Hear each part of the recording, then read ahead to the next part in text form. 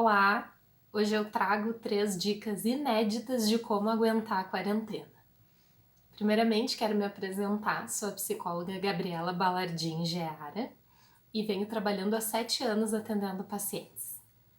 Bom, você já deve ter pesquisado vários materiais e dicas de como aguentar a quarentena, mas eu decidi selecionar 3 dicas que raramente eu vejo por aí sobre como suportar esse período difícil, ok? Primeira dica, então, é resgatar hobbies. Tem alguma coisa no seu passado que você fazia bem, que você gostava muito de fazer e que você acabou parando de fazer? Então, é hora de resgatar aquelas atividades prazerosas que a gente tinha e que a gente acabou interrompendo o hábito de fazer. Pode ser pintura, bordado, editar fotografias, arrumar um álbum de fotografia da família, decoração da casa. Existem vários hobbies que as pessoas têm, coleção de diversos itens, né? Existem inúmeros hobbies que a gente consegue fazer dentro de casa. Então, resgate aquele seu hobby ou adquira um novo hobby para que você possa se entreter com isso nesse período de quarentena. O segundo ponto que a gente vai trabalhar é um pouco mais inédito que a questão dos hobbies, que é apoiado inclusive em evidências científicas.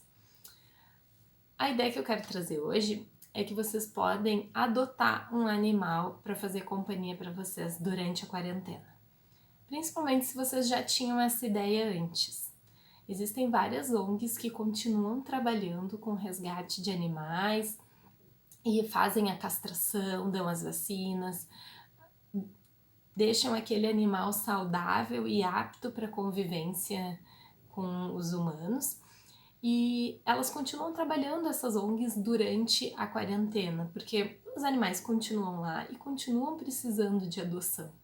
Então, se você já cogitava essa possibilidade, de repente entre em contato com uma das ONGs pelo Facebook, pelo Instagram, existem várias ONGs, e se permita experimentar essa possibilidade de ter uma companhia durante a quarentena. Ficar sozinho dentro de casa é realmente bem complicado e ter a companhia de um animal já foi comprovado em vários estudos científicos que faz muito bem para as pessoas, em função da troca de afeto e diversos elementos emocionais associados à presença de um animal na nossa vida.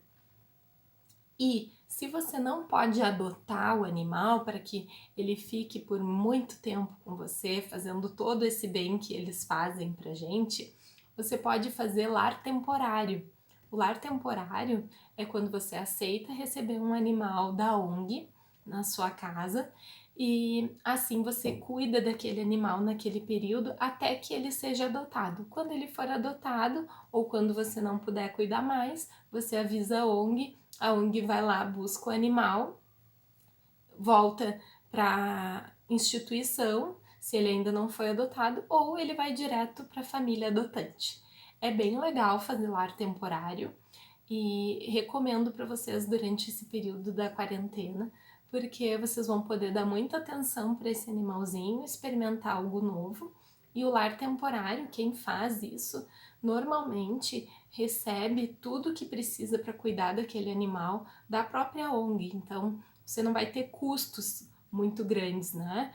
Porque a areia, se for um gato, a caixinha de areia, a ONG fornece a ração, a alimentação toda, assim. Também não é muita coisa, né? Porque os animais têm uma vida muito simples, mas tudo que eles precisam fica por conta da ONG normalmente. Então, o lar temporário é realmente uma questão de uma companhia temporária que você vai ganhar. E acho que esse momento facilita muito para que a gente tenha esse tipo de troca. Você faz companhia para aquele animal, cuida dele enquanto ele não é adotado e ele cuida de você, fazendo também companhia e trocando afeto. Eles são animais normalmente muito gratos, né? E vale muito a pena experimentar essa possibilidade. É uma dica inédita, Poucas pessoas sabem dessa possibilidade e é algo que realmente funciona. Muda um pouquinho a sua rotina, traz mais vida, traz mais movimento para dentro de casa e é uma novidade muito legal de compartilhar também nas redes sociais, de a gente poder ter mais esse assunto para conversar com as outras pessoas, quando tá todo mundo tão preocupado com coisas mais negativas. E por fim, eu trago uma técnica para a gente aguentar quando a situação for mais tensa. Tem momentos em que a gente fica muito preocupado com o que está acontecendo, se sente muito em risco, muito vulnerável, e nessas horas a gente acaba às vezes focando demais no nosso corpo. Então a gente começa a achar que a nossa tosse, que antes era uma tosse alérgica, uma tosse eventual, agora é uma tosse que indica uma doença, que enfim, é algo maior e mais preocupante.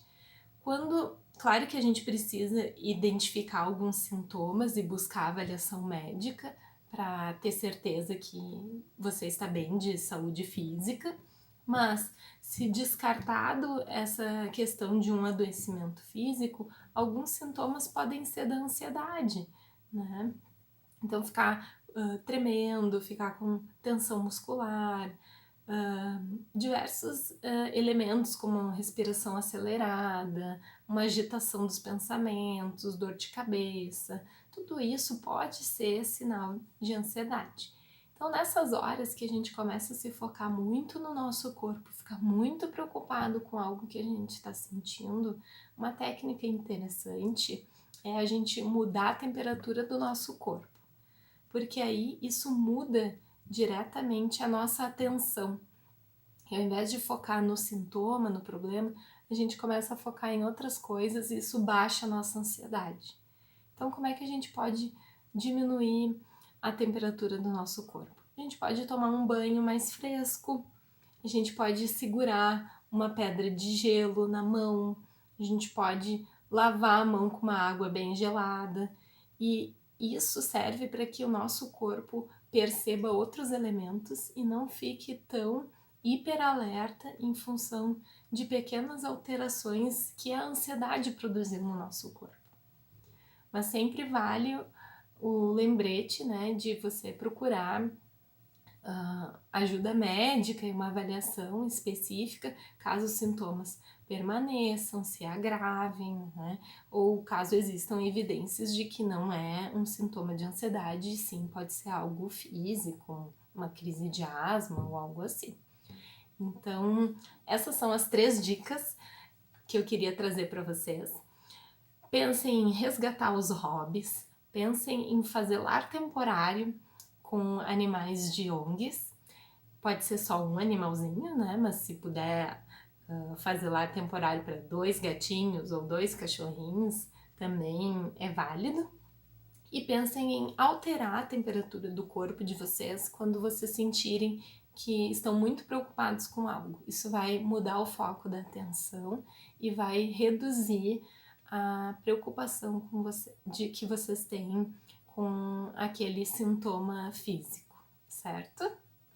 Bom, as dicas então eram essas para hoje. Eu fico à disposição para esclarecer dúvidas. E se vocês quiserem conhecer um pouco mais do meu trabalho, vocês podem pesquisar no Psicologia Viva pelo meu nome, Gabriela Balardim Geara, e lá vocês encontram o meu perfil completo, contando um pouco do meu trabalho, e vai ser um prazer se a gente pudesse se conhecer e conversar um pouquinho, eu fico à disposição. Até a próxima, tchau, tchau!